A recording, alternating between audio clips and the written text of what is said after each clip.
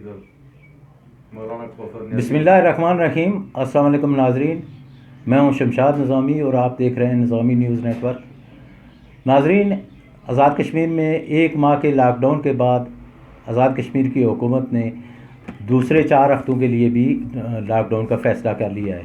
ان میں تھوڑی سی حکومت نے نرمی بھی دی ہے, جس میں صبح 8 بجے سے شام 4 بجے تک دکانات کھولی جائیں گی, اور اس لاک ڈاؤن میں 2 ایسے اضافے کیے گئے ہیں جن میں جمعہ اور منگل کو جو آزاد کشمیر میں مکمل طور پہ شہر بند رکھا جائے گا. اس سارے عرصہ میں ایک تو ہم نے دیکھا ہے کہ مزدور طبقہ جو ہے وہ بے روزگار ہو گیا ہے اور مسائل کا شکار ہے. ایک تو مہنگائی نے پہلے سے ہی لوگوں کا جینا مشکل کر رکھا ہے, دوسرا مزدوری جب بند ہو گئی ہے تو لوگوں کی گزر اوقات کا جو ہے مشکل ہو گئی ہے. ہم نے ایک حکومتی ترجمان سے ایک سوال کیا ہے جس میں ان مزدوروں کے حوالے سے بات کی ہے کہ جو بے روزگار ہو گئے ہیں ان میں آزاد کشمیر حکومت ان کے لیے کیا کرے گی. تو وہ ہمیں وہاں سے مایوسی ہوئی ہے کہ وہ فی الحال کوئی ایسا کام نہیں کر رہے. دوسری طرف ہم نے دیکھا ہے کہ آزاد کشمیر کے جو NGOز ہیں مختلف آزاد کشمیر میں مقامی سطح پہ بہت سے لوگوں نے کام کیا ہے, بہت سے لوگوں نے محنت کی ہے. اپنے دوستوں ساتھیوں کے تعاون سے انہوں نے لوگوں تک ایک چیز پہنچائی ہے کہ خوراک کے مختلف پیکٹ اور جو روزانہ کی ضروریات کا سامان ہوتا ہے وہ انہوں نے پہنچایا ہے. کوٹلی میں ہم نے دیکھا ہے کہ بہت سے خیر حضرات ان کے تعاون سے یہ سلسلہ چلتا رہا ہے اور مختلف تنظیمیں بھی کام کرتی رہی ہیں. لیکن بلوچ میں ہم نے دیکھا ہے کہ یہاں جو اس سلسلے میں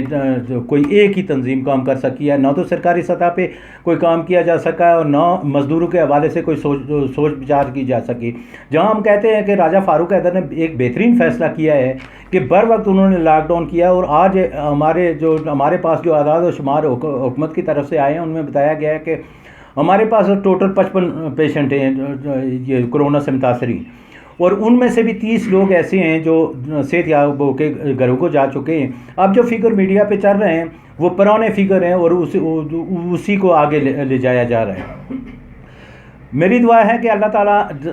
مزید ہمیں کامیابی عطا کرے کہ مزید پیشنٹ میں کرونا وائرس کے متاثرین میں اضافہ نہ ہو.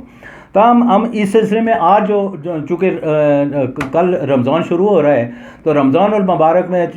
شاید ہم یہ آپ تک یہ صورتحال ساری نہ پہنچا سکیں, تو اس لیے آج ہم نے ایک کوشش کی ہے اور خواہش بھی ہے کہ آپ اگر ہماری بات پہ توجہ دیں تو ہم رمضان المبارک میں بہت سے لوگوں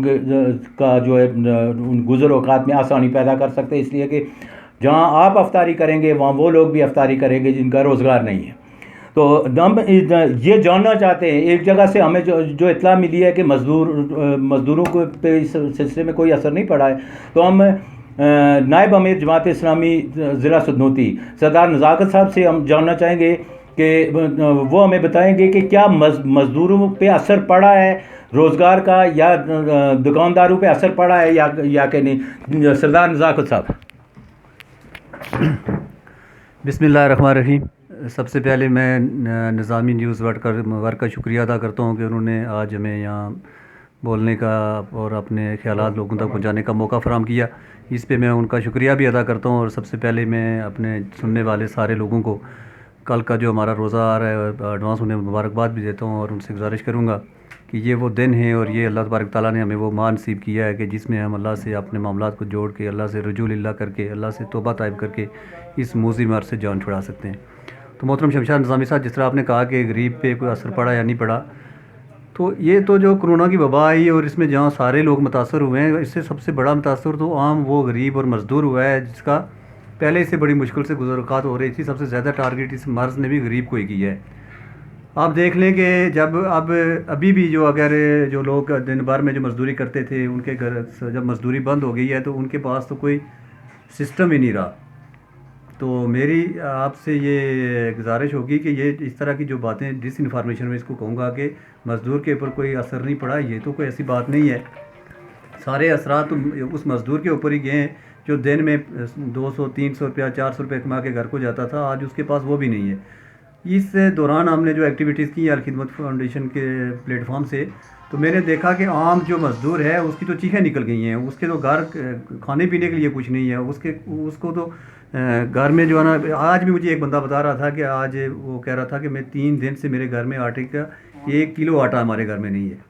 تو یہ مزدور متاثر نہیں ہوا ہے تو اور کون متاثر ہوا ہے؟ یہ تو کوئی ایسی بات نہیں ہے کہ مزدور متاثر نہیں ہوا ہے, یہ تو ایک مذاق ہے جی.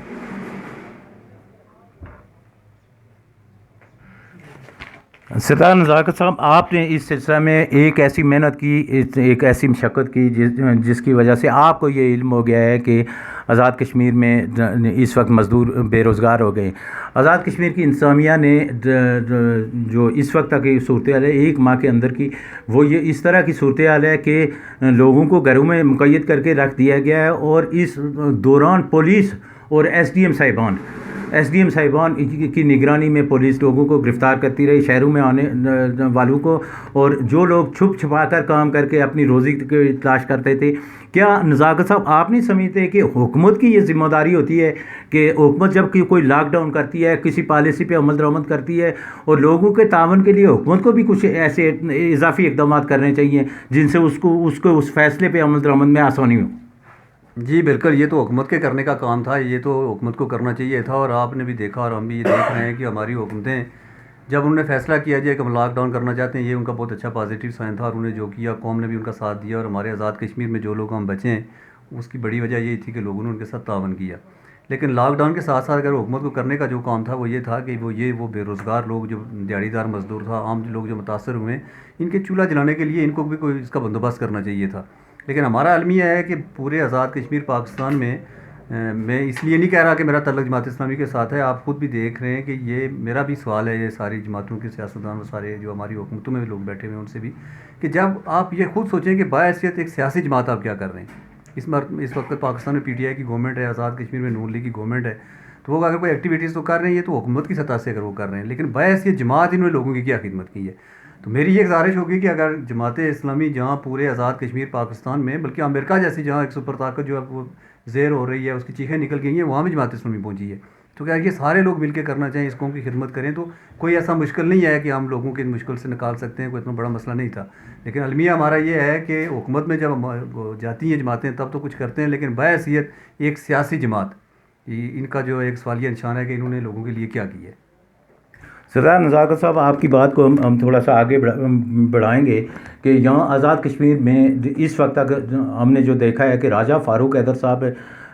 اکیلے اس سلسلہ میں بہت بہترین فیصلے کیے جن کی وجہ سے کامیابی ان کو ملی ہے کرونا کے حوالے سے. لیکن ایک چیز جو دیکھنے کی ملی ہے, اور آپ نے پہلے بھی اندازہ لگایا ہوگا بہت سے معاملات میں, کہ راجہ فاروق حیدر ٹیم کی صورت میں کام نہیں کرتے, وہ تنہا نظر آتے ہیں. تو ہم اس سلسلہ میں ناظرین ہم آپ کی ایک اور توجہ دلانا چاہیں گے کہ جب بلوچ میں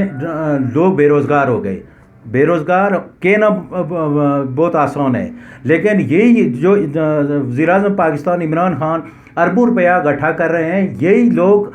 ساری زندگی 73 سال سے اپنے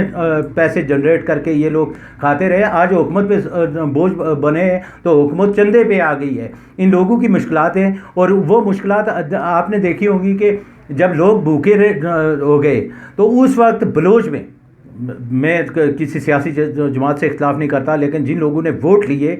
وہ لوگ سامنے نہ آئے, اور جب ایسی صورت دیکھی تو جماعت اسلامی کی ذیلی تنظیم نے, اور ابتدائی طور پہ ناظرین میں جانتا ہوں کہ انہوں نے اپنے طور پہ کام شروع کیا تھا, 4-5 لوگ تھے اور بلوچ میں, اور انہوں نے اپنے طور پہ کام شروع کیا تھا,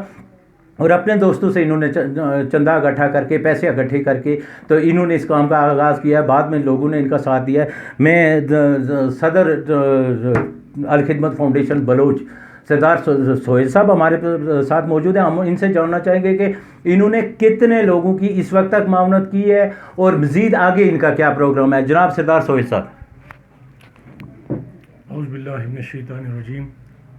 بسم اللہ الرحمن الرحیم. سب سے پہلے میں نظامی نیوز نیٹ ورک کا انتہائی مشکور ہوں کہ انہوں نے ہمیں موقع دیا تاکہ ہم لوگوں تک اپنی رپورٹ پہنچا سکیں الخدمت حلقہ بلوچ کے حوالے سے. ہمارے لوگوں نے جی الحمدللہ بڑے زبردست اور عظیم لوگ ہیں ہمارے, تو قرآن کا وہ الفاظ کہ وہ وتعاونوا علی البر والتقوی ولا تعاونوا علی الاثم والعدوان، کہ نیکی کے کاموں میں ایک دوسرے سے تعاون کرو اور برائی اور گناہ کے کاموں میں ایک دوسرے سے تعاون مت کرو۔ تو جب ہم نے ان کو کال دی، الخدمت فاؤنڈیشن نے ان کو کال دی، تو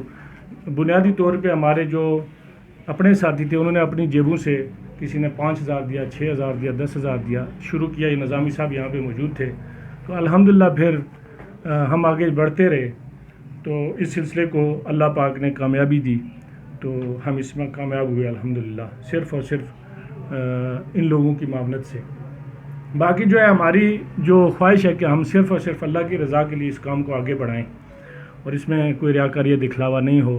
اور صرف اور صرف اللہ کی رضا مقصود ہے۔ اس وقت تک جو نظامی صاحب نے پوچھا ہے ہم سے، جو موجودہ صورتحال ہے ہماری الخدمت فاؤنڈیشن کی، جس دن سے کرونا کا سلسلہ چلا ہے اس دن سے جماعت اسلامی نے یہ بیڑا اٹھایا، اور الحمدللہ اس وقت تک ہم پکی پکائی جو دیگ ہے، کھانا ہے، وہ مزدوروں تک پہنچاتے ہیں، اور آج الحمدللہ آج تک اس کو پہنچایا۔ کل سے رمضان المبارک شروع ہو رہا ہے، تو ہم سب آپ کو رمضان کی مبارکباد بھی پیش کرتے ہیں۔ اس کے علاوہ ہمارا حلقہ بلوچ کی جو رپورٹ ہے جی، وہ ٹوٹل ہمارے جو فنڈز ہیں 15,20,000 روپے ہیں، اور 15,20,000 روپے میں سے ہم نے جو ہے وہ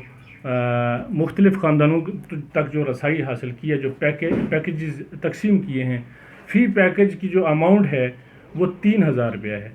تو 397 پیکٹ ہم باعزت لوگوں کے گھروں تک، ہمارے الخدمت کے رضاکار محترم نزاکت صاحب بھی ہمارے ساتھ تھے، اور ہماری سارے رضاکار ٹیم اور بڑی محنتی ٹیم ہے، اللہ تعالیٰ ان کی زندگی میں اور رزق میں برکت عطا فرمائے۔ اس کے علاوہ جو ایک چیز ہے وہ یہ ہے کہ فنڈز جو ہے وہ ہمارے پاس آئے 15,20,000، لیکن اس کی تفصیل کچھ یوں ہے کہ بیساڑی میں 1,20,000 روپیہ آیا ہے، اور 3,50,000 روپیہ بیٹھک میں آیا ہے، اور تقریباً 8,20,000 روپیہ ہمارے بلوچ میں آیا ہے، اور مختلف جو جگہوں سے یہ ملا کے ہمارا تقریباً 15,20,000 روپیہ ہوا ہے۔ جو 8,20,000 روپیہ بلوچ میں تھا، تو اس میں سے ہم نے بلوچ کے اندر 202 فیملیز تک پیکیجز پہنچائے ہیں، اور 60 فیملیز تک جو پیکیجز ہیں وہ ہم نے پہنچائے ہیں جی تراٹکھل سے، اور 30 فیملیز تک ہم نے پہنچائے بیساڑی سے، اور 80 فیملیز تک جو پیکیجز پہنچائے ہیں وہ ہم نے بیٹھک سے پہنچائے ہیں، اور کل ملا کے اس طرح ہمارے 397 پیکیجز ہیں جو باعزت، اور پر پیکیج کی جو اماؤنٹ ہے وہ تقریباً 3,000 روپیہ بنتی ہے، تو اس طرح ہم نے پہنچائی۔ ابھی جو ہماری کہنے کی بات ہے وہ یہ ہے کہ مزید ہماری بہت زیادہ غربت ہے ہمارے علاقوں میں، یقین مانیے کہ میں نچلی سطح تک گیا ہوں، انتہائی غریب لوگ ہیں، بہت ہی مجبور ہیں، اور مجھے تو یقین مانیے کہ مجھے تو رونا آتا ہے۔ میں اپیل کروں گا وہ لوگ جن کو اللہ نے مال و متاع دیا ہوا ہے، اور وہ لوگ جو صاحب حیثیت ہیں، اور جن لوگوں کا کاروبار ہے، یہ زکوٰۃ کا مہینہ ہے، صدقات اور خیرات کا مہینہ ہے جو رمضان میں آپ لوگوں نے پے کرنا ہے، اور میں آپ کو قسم اٹھا کے کہتا ہوں کہ یہ جو مقام ہے یہ آپ کے لیے بڑی زبردست چیز ہے کہ آپ ان لوگوں کے لیے جو فنڈز دیں۔ ہماری آپ سے اپیل ہے، میں الخدمت حلقہ بلوچ کا